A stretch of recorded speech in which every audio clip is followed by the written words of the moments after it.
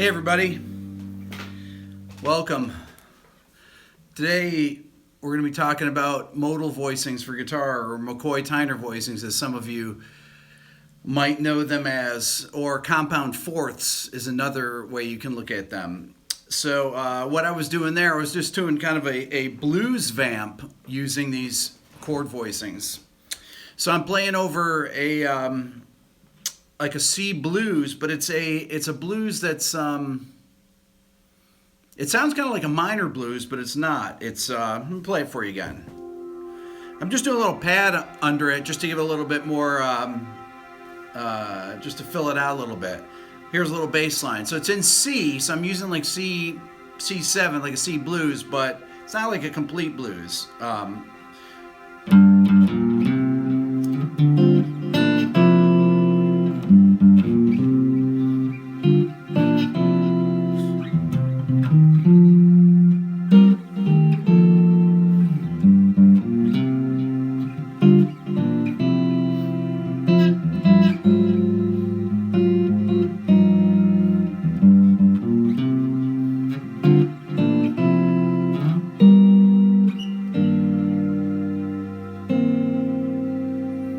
Okay, so I'm essentially using two different sets of modal scales. I'm using two, either you could call them Dorian or Mixolydian modal scale voicings.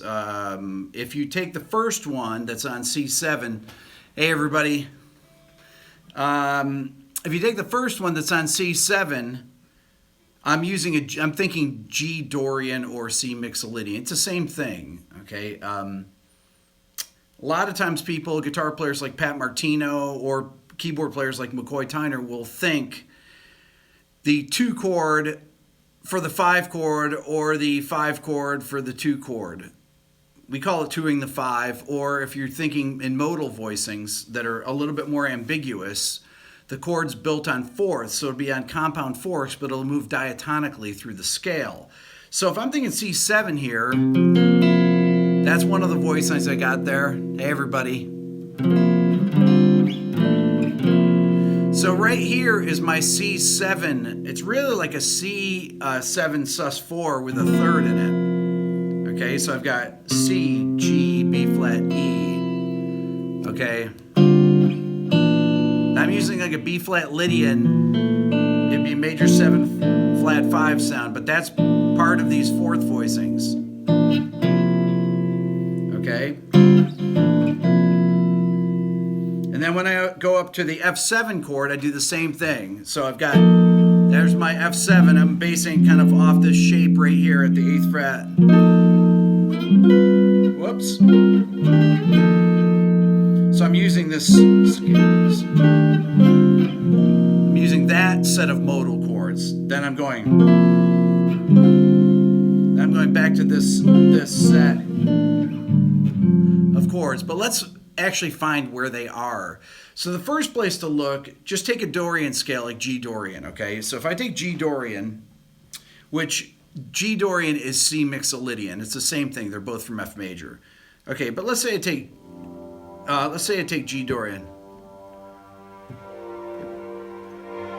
And I harmonize the scale in sets of compound fourths, so it's going to be G, C, F. And I go up to the next set. These are going to be bars. Okay, you get that Lydian sound.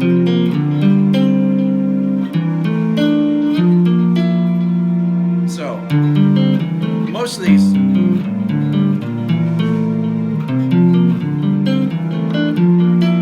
that could be there. You got to know where they are in both spots. Or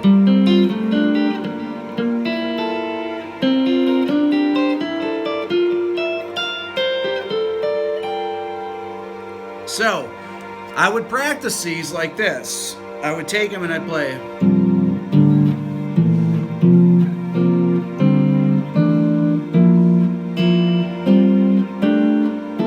I'm actually repeating this chord here. I'm repeating each chord. Let me play it for you without the pad. So I'm going. And I'm going these 3 voicings here in a row. Then I'm going.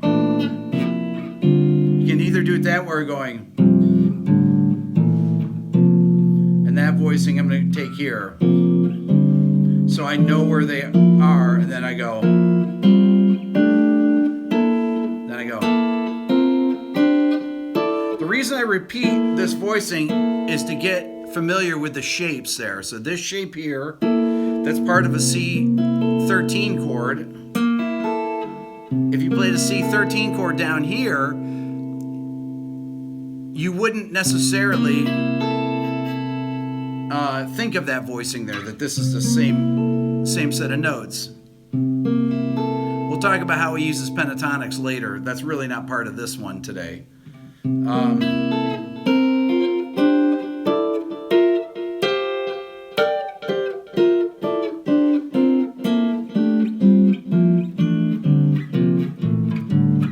So that's the whole set of G Dorian chords. You can play them on the inner strings, or I'll think of C Mixolydian like I was doing. Do do da do.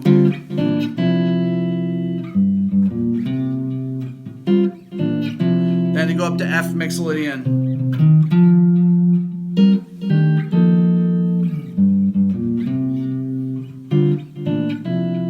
Then went to an A flat 13. And instead of going to G altered, I will talk about his pentatonics in another video. I gotta get on the piano for that. Then I'm using like a G minor 7 flat 6, or what I call a G Aeolian voicing here.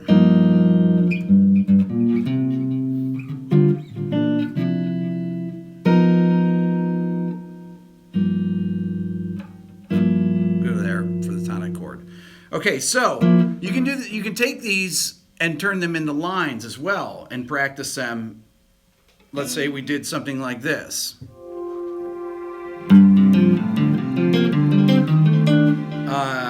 Let's say, let me get a different pick here.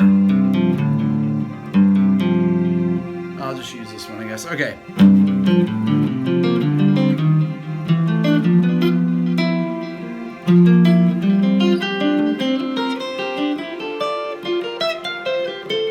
So I'm playing single notes. I don't know if you guys can see all these here.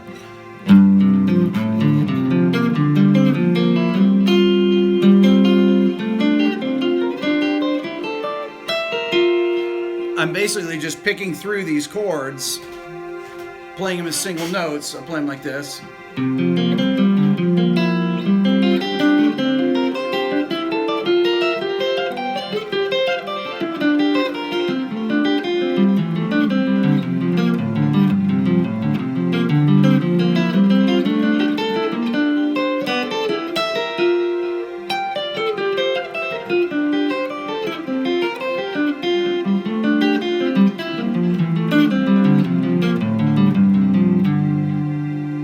Okay, so those are taking those compound fourths and playing them as single notes. Now it's really tricky actually because you have all this barring going on here. Barring is the hardest thing to do. Playing fourths on the guitar is very difficult to do. It just takes practice to do, and then go down a set. Try and go up.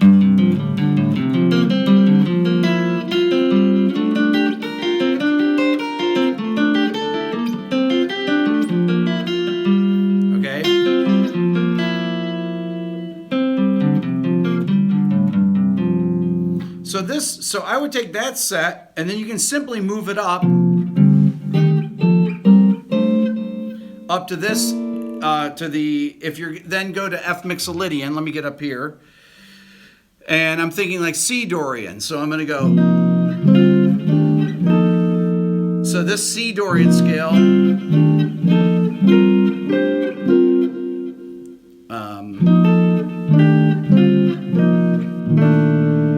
I'm doing it on the inner strings. So I'm going, same shapes, just move to a different spot. I don't know if you guys can see those voicings here, like this. And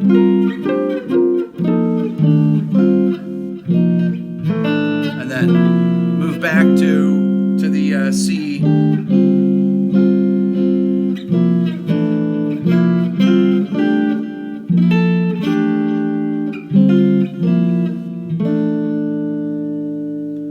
So if you work on those sets of chords like that, you can use them in your blues playing. And I think it'd be really cool. It sets up for comping a lot more interesting, more modern sounds for comping. So what you need to do then is to learn them in groups of fourths. Okay, so if you learn them in, I would work in sets of, for example, I'm thinking G Dorian to C Dorian. So that's a fourth away. Okay, so here's my G Dorian set, and I'm doing them on the inner strings. And then I'm going to move to C Dorian. So I moved here, something to like an F7 chord, which would be here.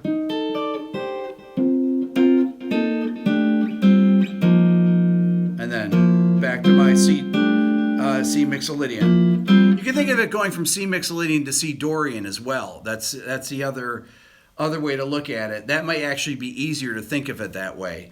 But essentially, what you're doing is you're thinking of like guys like Pat Martino. He always thinks, if you ever hear an interview with him, he never thinks about a dominant chord. If he has a C7 chord, he's thinking G Dorian. And his lines sound like G Dorian, you know.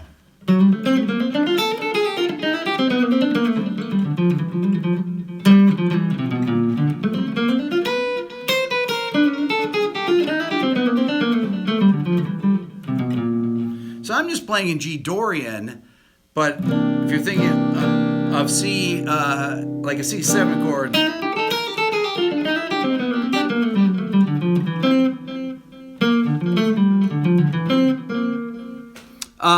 anyway, so that's just one concept that I think is really important to know about.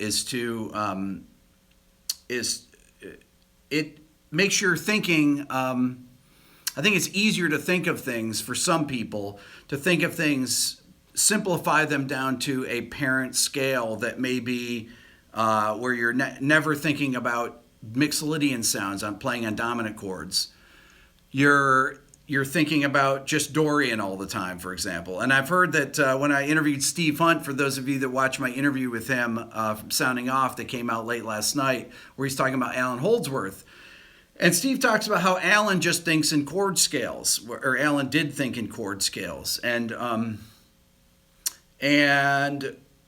a lot of guys think like that, where they're not going to think necessarily of each individual chord. They'll simplify them down to a couple different, like dominants will just become minor sevenths, the 2 chord of the dominant. So if I think in C7, I'm thinking in G minor or G Dorian. If I'm playing an F7, I'm thinking C Dorian. Okay, if I'm thinking of A7, I'm thinking E Dorian. So it just kind of simplifies, and it takes away one step.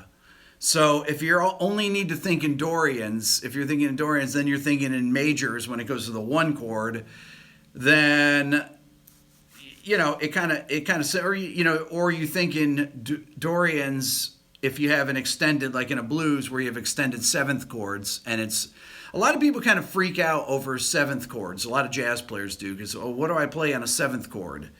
And because they're not really great playing mixolydian sounds, or they don't know how to kind of outline the shape of the changes. If I have a C7 chord,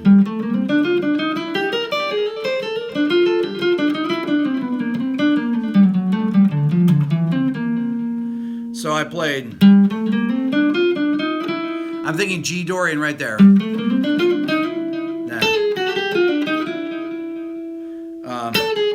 I did a double chromatic around the 5th, and then I did from the 4th up to the 3rd, double chromatic around. That's called a lot of people call that enclosures.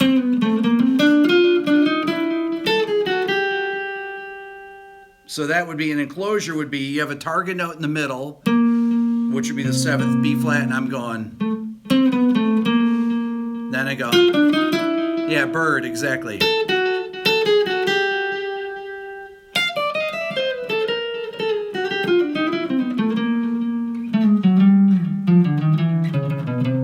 So like if I'm doing a dominant chord there, so I'm thinking on C7, I'm kind of thinking, well, I'm thinking enclosures. No, I'm not really thinking G Dorian. But, hold on one second. There we go. Stop the spam, guys. Okay.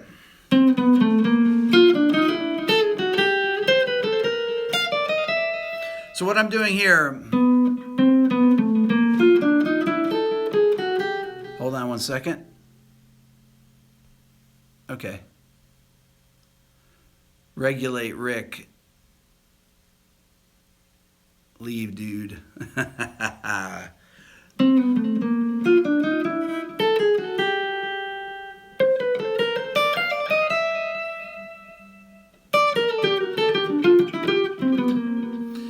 Okay, so I got rid of a couple of them there for you guys. Sorry about that.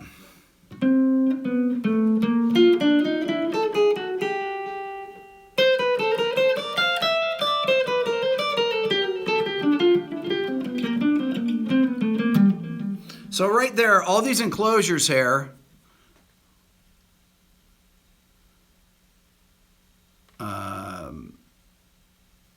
there we go. I guess I gotta report people. Block. There we go.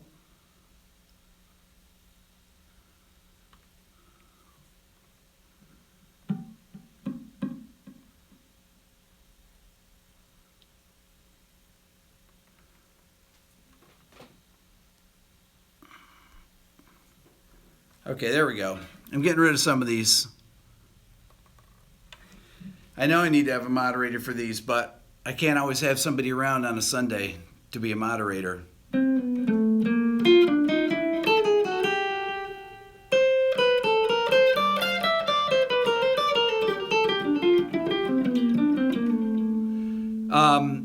Okay, so these enclosures that I'm talking about here, like I said, on a dominant chord,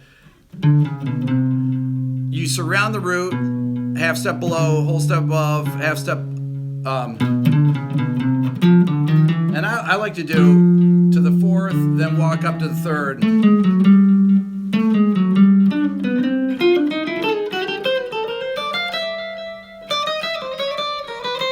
There's so many cool things that you can do. That's really the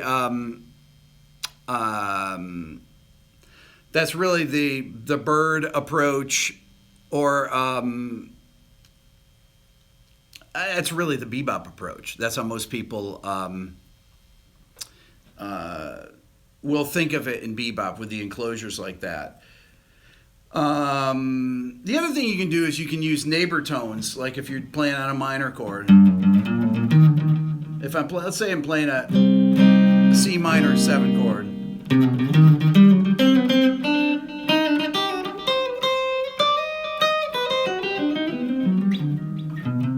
You can actually just use lower neighbor tones like that, or you can go.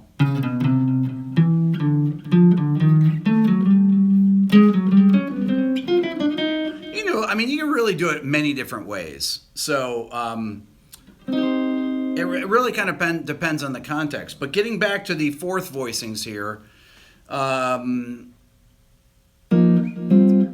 would say the first place I would learn them would be in the inner 4 strings. I think that's the best place to do it. They sound super fat there to start out. So. Can I assign a YouTuber? Well, I don't know who to assign to do it, to be honest with you. Yeah, it's really distracting, actually. All right, well.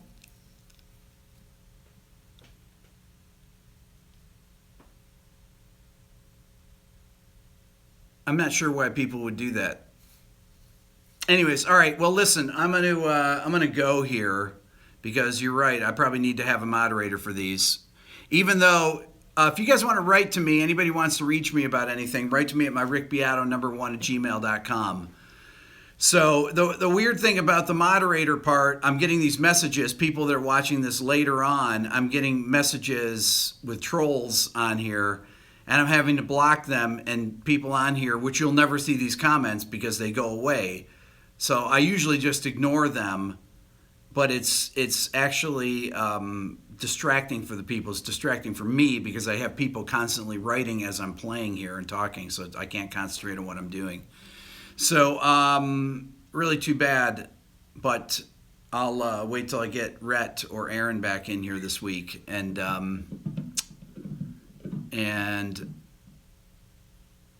yeah. So, anyways, I can't answer questions here because if you guys want to ask me questions, put them in the comments right now when I go off the air. So, thanks, guys. I appreciate it.